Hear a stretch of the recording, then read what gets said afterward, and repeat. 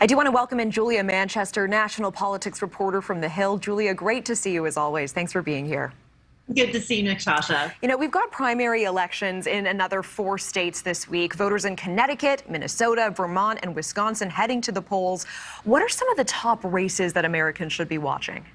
Well, Natasha, a few weeks ago, I would have said that the Senate race in Wisconsin, particularly the Democratic primary race to eventually challenge incumbent Republican Senator Ron Johnson, would be the most closely watched primary of the evening. However, we saw that a couple weeks ago, a number of those Democratic candidates, Alex Lazary, an executive from the Milwaukee Bucks basketball team, State Treasurer Sarah Godlewski, County Executive Tom Nelson, they all dropped out and rallied behind Lieutenant Governor Mandela Barnes. Now, Mandela Barnes is considered the front runner in this primary. He already, was considered that front runner. Very much been boosted by a lot of various Democrats from across the country, whether it's Elizabeth Warren or Jim Clyburn. So he's definitely amassed a lot of Democratic support, and he is obviously heavily favored to win the primary, considering a lot of people have already dropped out. But also in that state, you have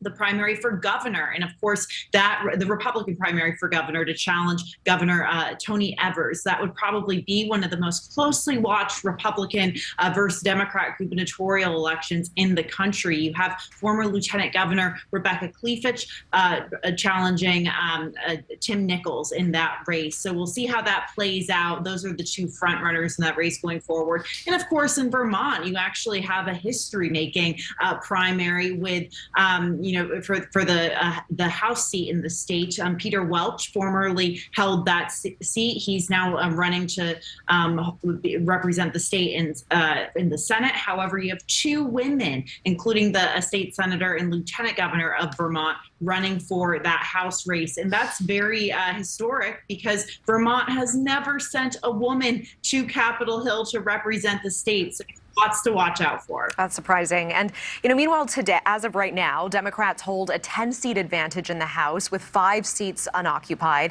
And it has felt like momentum had been building for Republicans to retake the House in November. So which states and races could prove most important in November?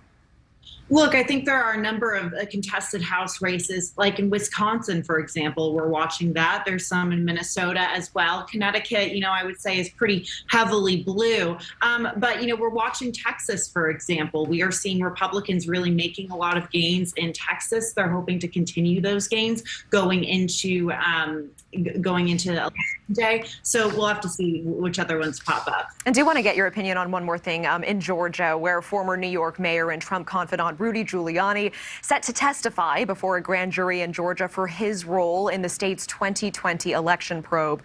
What charges could he be facing, and could he end up in jail? Look, we'll have to see.